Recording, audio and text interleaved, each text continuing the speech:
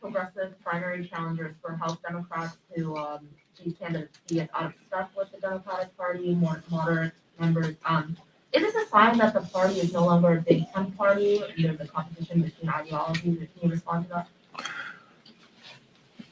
Well, House Democrats, we're not a cult, we're a coalition. We're a coalition of a variety of different people all across the country. That's progressives, that's New Dems, that's Blue Dogs, all points in between. And primaries are part of the democratic process. And the House, at the end of the day, is about renewal. I expect that every incumbent is going to aggressively defend their records. And at the end of the day, make the strongest possible case that they can, myself and Pete included, in our own respective races, as to why we should have our 2-year employment contract renewed. I don't think primary challenges are a sign of any dysfunction. It's a sign of democracy working. Wanted to ask you again about stocks. Last week, you said that you hadn't had a chance to take a look at any specific proposals, but we had a couple bills come out last week. Congresswoman Angie Craig says that she wants to start the conversation about why leadership is against this. So, wanted to get your take, just kind of normatively. Who in leadership is against this? Huh? Who? Speaker Pelosi. Okay. I wanted to get your take on this. Like, normatively speaking, do you see something like a blind trust or just kind of a ban on trading individual stocks more often as? I appreciate your enthusiasm on this issue, but let me try to be as clear as I can be. As the chair of the House Democratic Caucus, I don't get out ahead of members when there are ongoing discussions about how to deal with issues of importance to them. We've got multiple bills that have been introduced by a variety of different members that are going to be before the committees of jurisdiction. None of those members has talked to me yet about their perspectives as to why their bill or this issue should move forward. Is it an important issue? Yes. Is it an issue that I'm going to comment on ahead of these members? No. Other than to say, my own view speaks for itself. My financial disclosure statements are publicly available. I do not own individual stocks, nor do I intend to own individual stocks. Beyond that, I'm not getting out ahead of any members. Pete. What I'll also say, I also don't own individual stocks and don't plan to, just like the chairman. But what I will say is, we're going to allow this process to move forward. These members are going to be able to make their case to committees of jurisdiction. Leadership has said that they want the House Administration Committee, of which I serve on, to revisit this issue. Upholding the public trust is the number one thing that we want to do when we think about this issue. We want to make sure that people understand we're doing this for the right reason. And so to the extent we need to make changes to the Stock Act or increase penalties or ensure further compliance with the Stock Act, we're not going to hesitate to do that. What we aren't going to do is to be lectured on this issue by someone who coddled the twice impeached president and had his own ethical issues. The former president had his own ethical issues related to disclosures. So we're not going to be lectured to by that individual, but we're going to be open to legislative solutions if it ensures compliance. Thanks.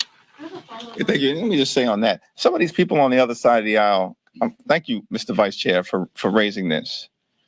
I mean, they consistently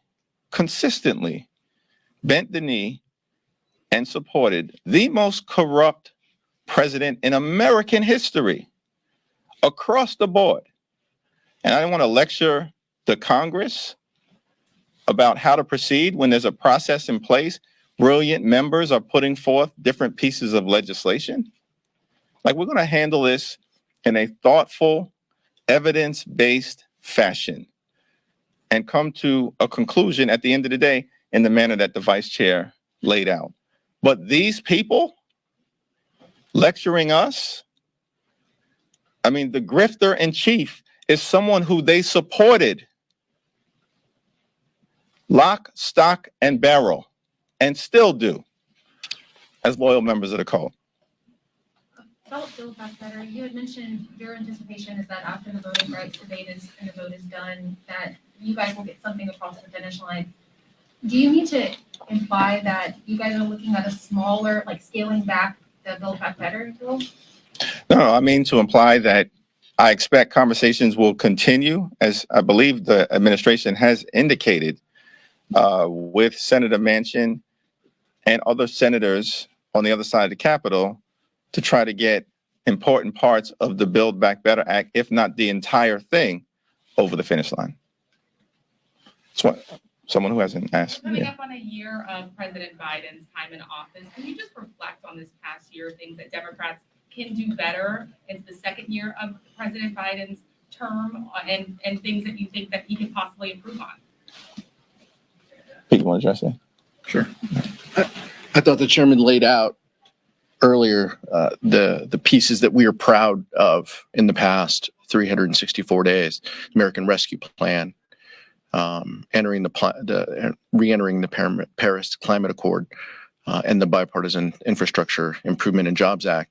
Those are landmark pieces of legislation that on its own, if someone said that they accomplished those, would be incredibly noteworthy and historic. Moving forward, we know that there are high expectations to govern. We accept that. We want to develop policy that improves the lives of the American people. That's what we're focused on in year two. While the other side can talk about nothing, they haven't talked about a substantive issue. The Republican Party hasn't talked about a substantive issue that they genuinely believe in and that they want to govern on in the future. We've talked about reducing the cost of prescription drugs, life-saving medication for individuals. We've talked about the child tax credit and taking half of the children in this country out of poverty. Those are the North Stars. Those are the pieces, the policy pieces that we feel we have solutions to address in year two of the Biden administration, working with the Biden-Harris administration. So that's what we want to accomplish. Now, we're all going to talk about process. We're all going to talk about who's up and who's down, what the Senate thinks. All of those pieces are fair game under this dome. But when we go home and we get on planes and trains and automobiles to get home each and every week, we hear from our constituents. That's what's special about this place. That's what's special about the House. And we hear their struggles. We hear that they're struggling to get through the pandemic, that while the economy is improving, who are we leaving behind? And the uncertainty that people face in their daily lives. Those are the things that we want to address. Those are the things that we want to help with. And when people go to that ballot box, we know that it's about us in our districts and whether we have helped them. And so, we want to make our case to the American people that we have over this time period done sufficient things to help improve their daily lives. That's what this is about. That's why we come here every day.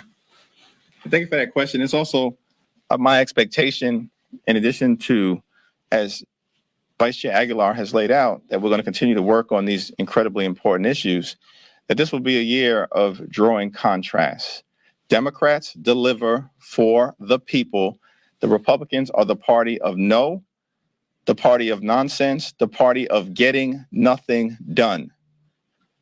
We've already accomplished historic things and will continue to do so as part of the Democratic effort to create millions of good-paying jobs, increase pay for everyday Americans, as well as lower costs in a variety of different areas, including healthcare, education, housing, and energy costs.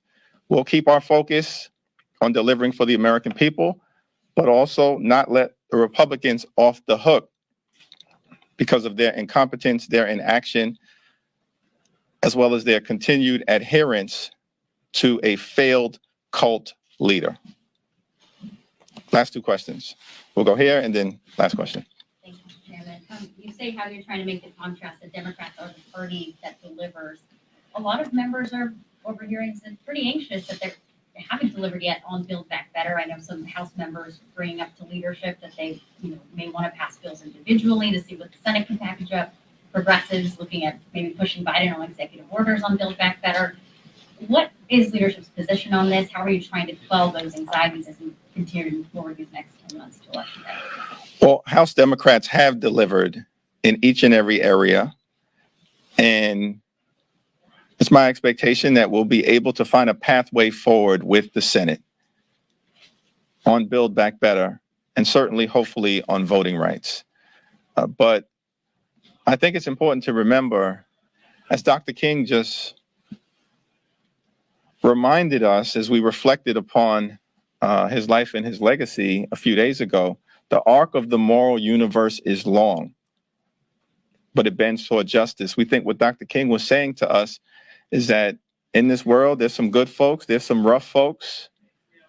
For the good folks to be able to prevail, you've got to be willing to continue to stand up, step up, speak up, show up. And things aren't necessarily going to happen instantaneously. It didn't for Dr. King. It didn't for Rosa Parks. It didn't Fannie Lou Hamer or John Lewis or A. Philip Randolph or Roy Wilkins or Adam Clayton Powell Jr. or Shirley Chisholm. And we're inspired, Hugo Chavez, Cesar Chavez. We're inspired by all of these leaders, their struggles, their civil rights struggles, the farm worker struggle, the women's struggle. And, you know, it's my expectation that the people that we represent understand this dynamic of struggle and service and sacrifice, and that we'll be able to make the case that we're going to continue to do everything we can on economic justice, on racial justice, and on social justice. Last question. I just wanted to ask, rounding out almost 2 years since the start of the pandemic, is your caucus talking about doing anything else in terms of coronavirus relief? We haven't had that caucus discussion yet, but certainly there are beginning to be some hopeful signs that this current variant in places like New York City and Washington, D.C., the numbers are decreasing. I think we are encouraged by the fact that while the transmissibility of this particular variant is strong, the lethality of it is much less severe, in part because the president and his administration has done a good job of taking that number of fully vaccinated Americans from 2 million a year ago to over 200 million today. Will we continue to encourage responsible behavior, vaccinations, boosters, masking up, the availability of at-home tests, which the administration has leaned into? Yes, we haven't had a specific discussion. We look forward to hearing what the president has to say when he delivers the State of the Union address on March 1st.